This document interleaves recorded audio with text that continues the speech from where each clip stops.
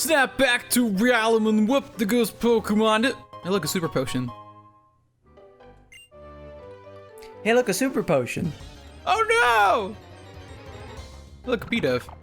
You fool. Anyway, welcome back. Welcome back to Pokemon. Hi, Dove. P-Dove, or P-Dove. Not really sure. It is one of, like, now I think 2 pigeon Pokemon. There are many. Yeah, it's definitely not a dove. Yeah, well, pigeons and doves are the same thing. Really?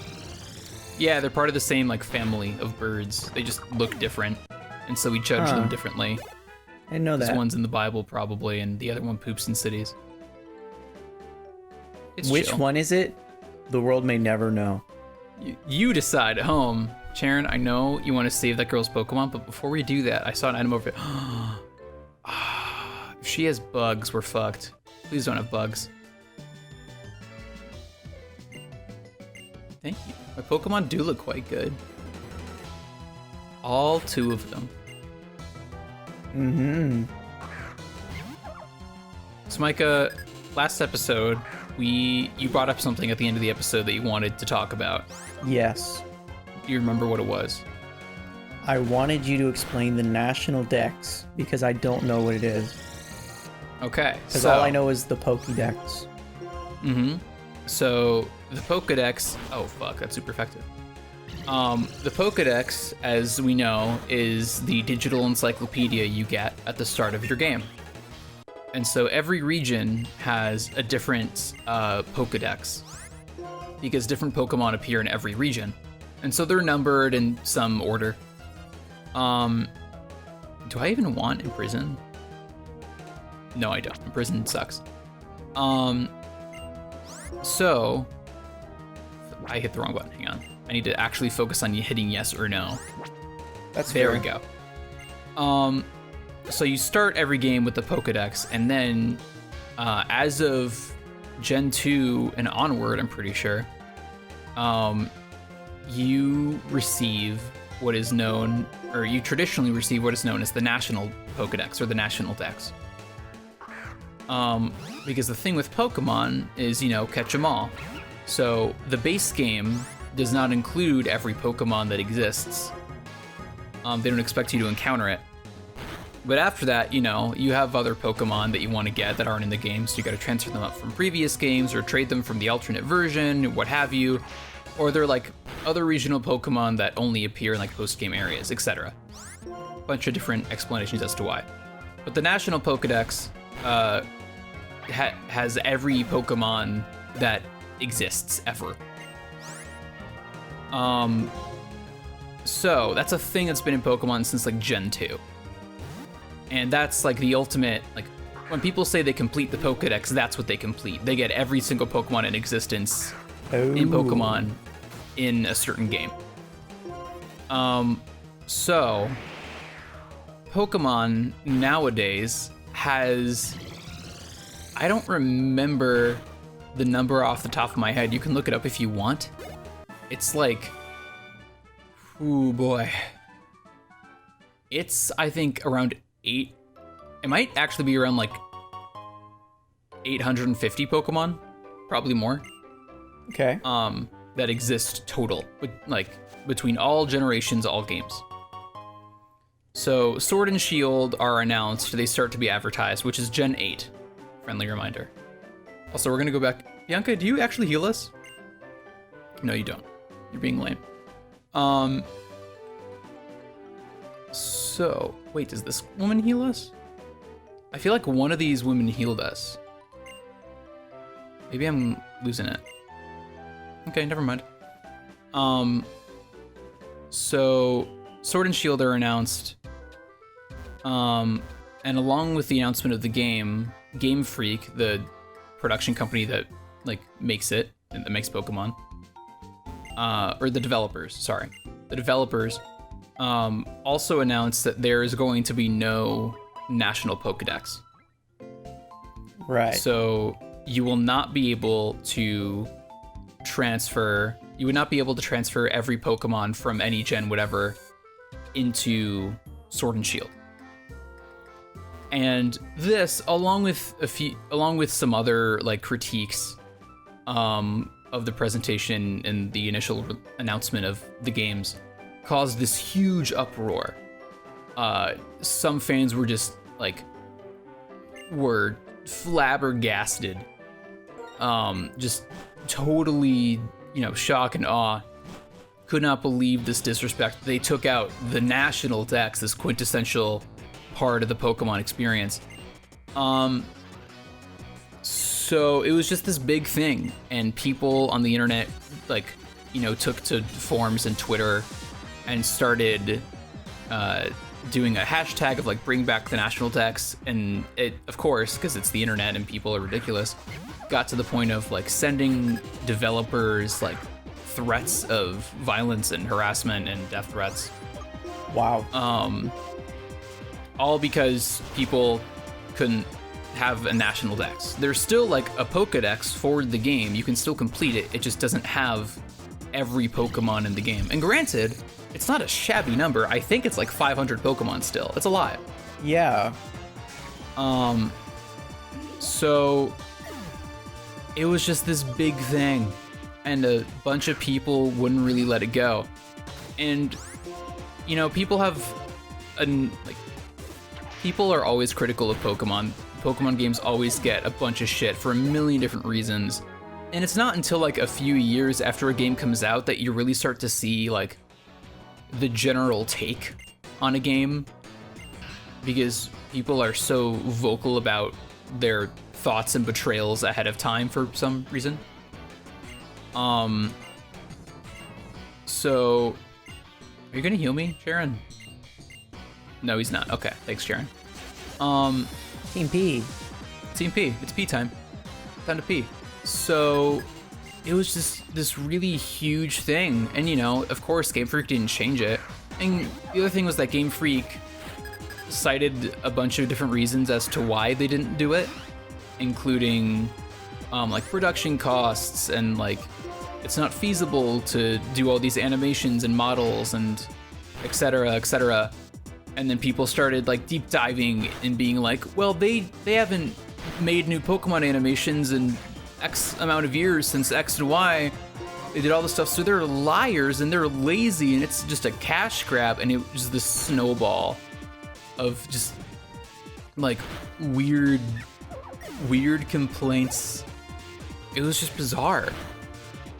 And I'm not out here saying that developers can do no wrong. I just the amount, maybe just it's because Pokemon is so personal and so formative to a lot of people and their gaming experience that people feel a sense of ownership with it.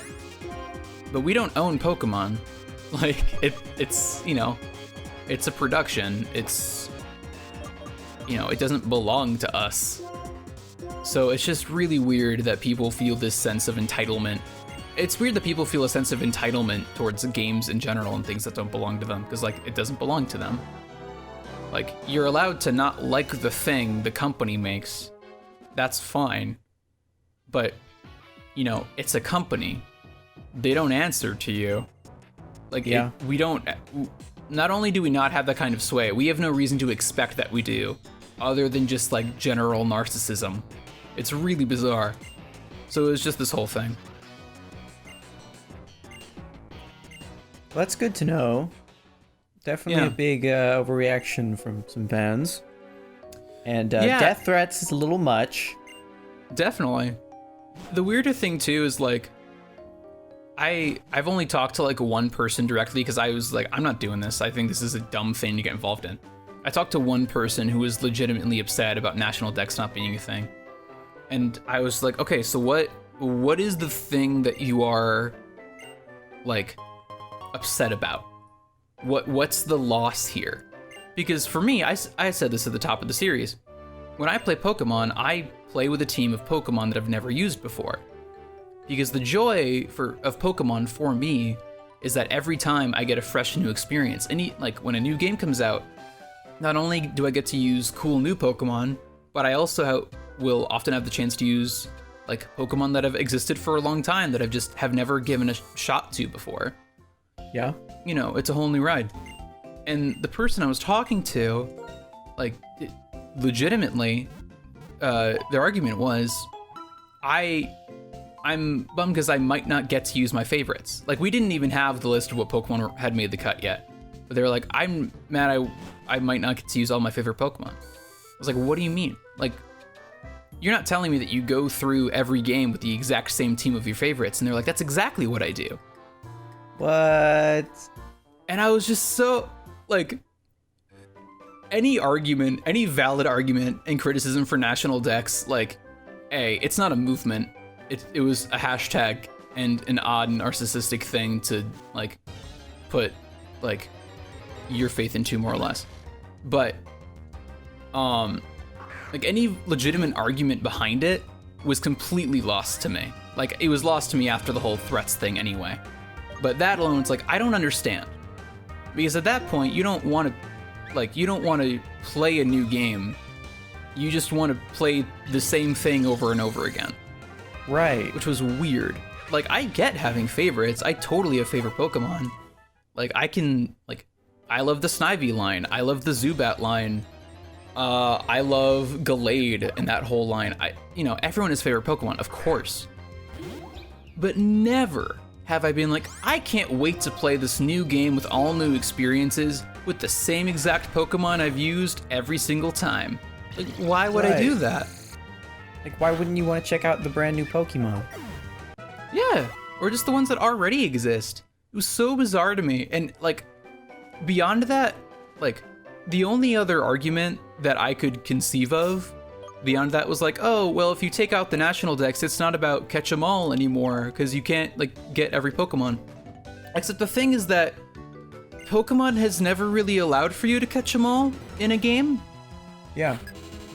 Even in Gen 1, when, like, there were no previous generations, there were still version exclusives. There have always been Pokemon that you can only get in one version or the other, and as a franchise, you've always been required to trade between them.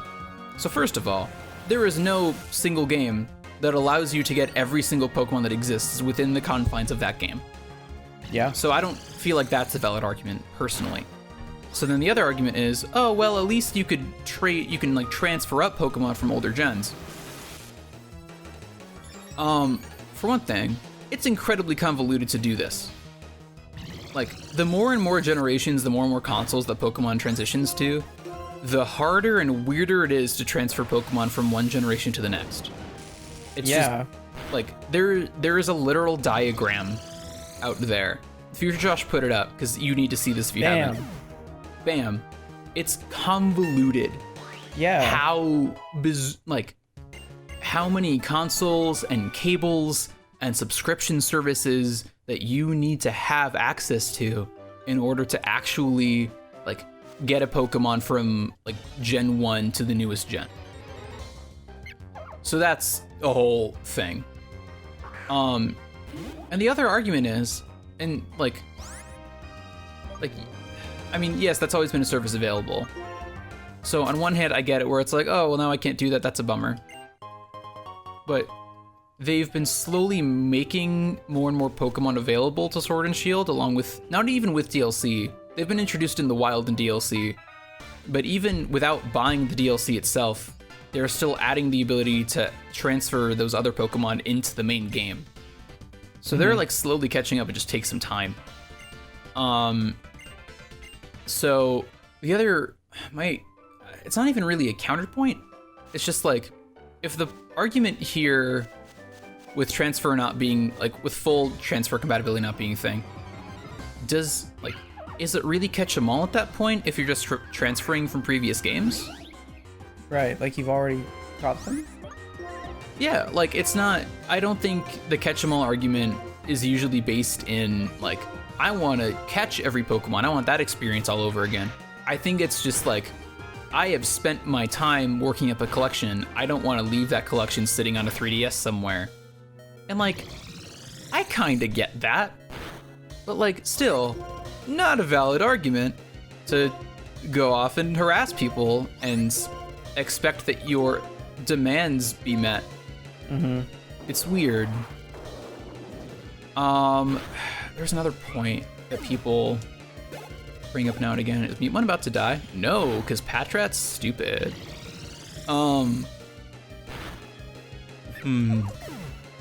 What was it? I don't remember. Any questions?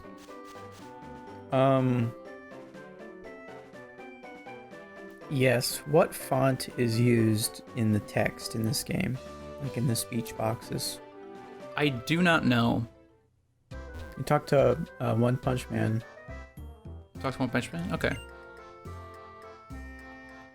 I think it's Pokey font. Pokefont. There it is. We got it. Yeah. I don't know if it's some like proprietary font. They've used like. No, I think it's just font made of pixels. It's like microwave font. But all font is made of pixels. Yeah. I mean, sorry, every typeface. I was gonna say something about the National Dex, and I was gonna say, like, I get coming to expect that with that being in previous games, but like you said, like one, it's harder to do as more games come out and more platforms you have to trade between. But also two, I can't think of any other game that does anything like that. Yeah, I mean the closest. That's not normal, and it's really complicated. Yeah, because I mean the closest comparison that we have to Pokemon that we use all the time is Digimon, even though they're like people like Digimon fans have been like they're really not comparable. We should stop doing this because you're setting yourself up for failure basically. Yeah. If you expect one to be like the other. But Digimon, as far as I know, has never done that. But Josh. Yeah, what's up? What about Yokai Watch? Yokai Watch is weird, man. It has like a half presence in the US, but we haven't gotten all of their games, and like there are weird tonal shifts happening. Oh, that's another thing, is that National Dex arguments brought up this whole thing that people have been arguing for a while now about how Pokemon as a franchise has been shifted to a yearly release schedule. And how that people argue that has been plummeting the value of the games and like the quality of the games. Okay. I don't remember when exactly it started. I don't know if it was with Sun and Moon, and then Ultra Sun, Ultra Moon, and then Let's Go, and then Sword and Shield. I don't remember, but I think it was Sun and Moon was the start of it. But, and that's like a more valid argument. And it's not even like an argument, like, I think it's an interesting talking point of like, well, has that been the case? Because like, it's undeniable that they're on a yearly release schedule, but are the same teams of people working on all the games? Like, do they have multiple teams? Like, how long are these games in production for? Because I guarantee you these games are not in production for only a year. Yeah. Like, no way. But people, because it's Pokemon, found a million different reasons to hate Sword and Shield, like before it even came out, and we're very adamant about this, you know, even through today. I mean, there are going to be like a small handful of people who always hate those games just on some kind of bizarre principle. Are they perfect games? No, but no game is. I think you could make some valid critiques about that game. It doesn't mean it's a shitty game. Yeah. It doesn't mean that Game Freak is a shitty developer. It means that, you know, it's a game. So, it's a Game Freak, Game Freak, Game Freak game. You got there. I always appreciate a good Super Freak reference. I dig it. I'm glad. That song used to come on in the last kitchen job I had. Oh, on someone's playlist. It's, you know, it's a real classic. I was like, hey, I know this song. I would not be upset if that was on like every like party or general social playlist that existed. Yeah. I'd jam to it. You don't want to listen to Super Freak nonstop. At home. The thing nobody knows. What's that other awful song I heard? It was the Queen City. spending all your money on me. Oh yeah, my humps, my humps, my lovely lady lumps. Yeah, that's a classic. What's that song called? I don't know. Oh, Hit It Fergie. Is that the same song? I don't know, man. I could not tell you. Always looking at me up and down, looking at my. Oh. Uses normal types? That's funky. Okay. Next time on Combo Move. Up next. On the next episode of Combo Move. Pokemon. Pokemon. Digital monsters. Pokemon are the champions.